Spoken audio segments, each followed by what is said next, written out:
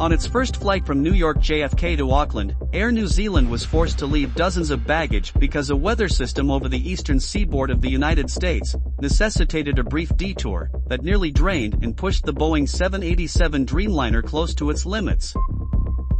The 4-year-old aircraft needed to be lighter overall so it could travel the 14,207 kilometers to Auckland. Therefore, the national airline of New Zealand had to remove at least 40 suitcases from the hold.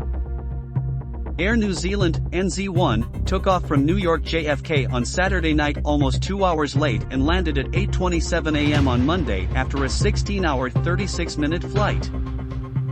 The pandemic quickly put those plans on hold, and it wasn't until March that Air New Zealand officially declared it would be starting its first-ever JFK service. The airline had initially stated its aim to serve the New York area with direct flights from Auckland a couple of years earlier. Using a Boeing 787-9 Dreamliner with 3 cabin classes, Business, Premium Economy, and Economy, Air New Zealand runs a 3 times weekly service to New York City. Additionally, a small number of economy skycouches are available on the airline, allowing customers to spread out over a row of 3 seats. However, due to weight limits on the flight back from New York, the number of passengers is already capped. Therefore, some seats in the economy section must be blocked in order to extend the aircraft's range. Adverse weather conditions on Saturday evening put even more pressure on the service.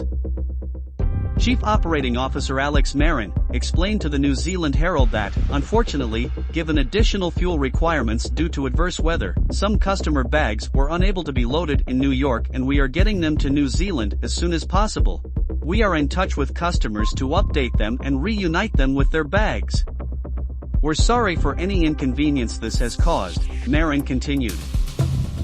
Some passengers claimed they had to wait over an hour at the baggage carousel in Auckland before realizing their luggage hadn't made it to New Zealand because they were unaware that their bags had been offloaded.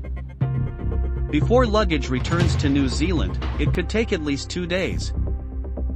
It's thought that a portion of the reason Air New Zealand started its JFK route was to overtake Qantas to the ultra-long-haul non-stop Project Sunrise flights that will eventually connect Sydney and Melbourne with London and New York JFK.